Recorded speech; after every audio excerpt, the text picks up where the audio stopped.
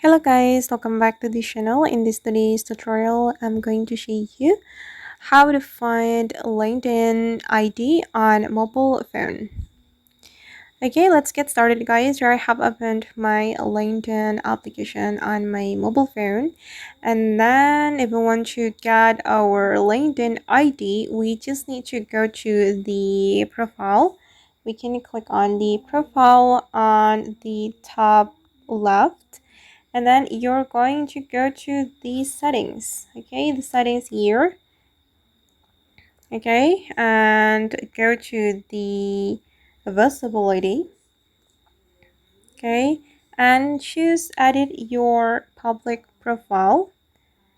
Okay, and then here you will be able to get your LinkedIn ID.